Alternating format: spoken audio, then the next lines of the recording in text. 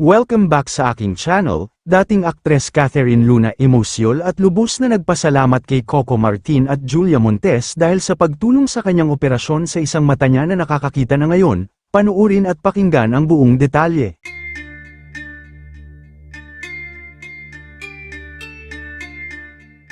Hanggang ngayon nga ay hindi pa rin makapaniwala ang dating aktres na si Catherine Luna na nakakita na ulit ang isang mata niya matapos itong mabulag.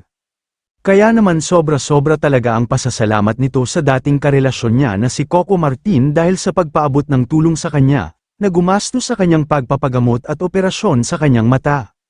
Maging sa asawa ni Coco na si Julia Montes ay napakalaki rin ang pasasalamat niya dahil isa rin ito sa tumulong sa kanya kung bakit muli nang nakakakita ang mata niyang isa. Matatandaan sa kanyang recent interview kay Julius Babaw, marami ang nakapansin na tila mas maayos at mas maaliwalas ang itsura niya kumpara noong una itong na-feature sa vlog ng broadcaster.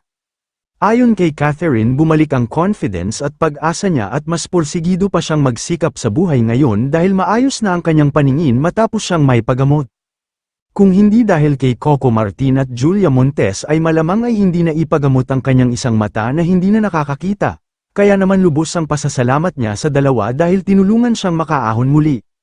Samantala, inamin din ni Catherine na malaking tulay ang ginawang panayam ni Julius sa kanya dahil napansin siya ng mga taong tutulong na magbagong muli ang kanyang pananaw sa buhay.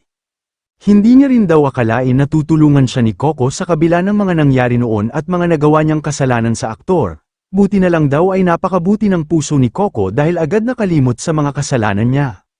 Buong puso rin ipinagmalaki ni Catherine na isa rin sa mga nag-asikaso sa kanyang pagpapagamot ay ang partner ni Coco na si Julia Montes na walang alinlangan na tinulungan siya. Bukod dyan, tinulungan din ni Coco ang anak ni Catherine na makapasok sa action drama series na Batang Quiapo. Kayo mga ka-showbiz, anong masasabi nyo sa ating showbiz topic ngayon? Kung may opinion kayo ay magkomento lang kayo sa aking comment section.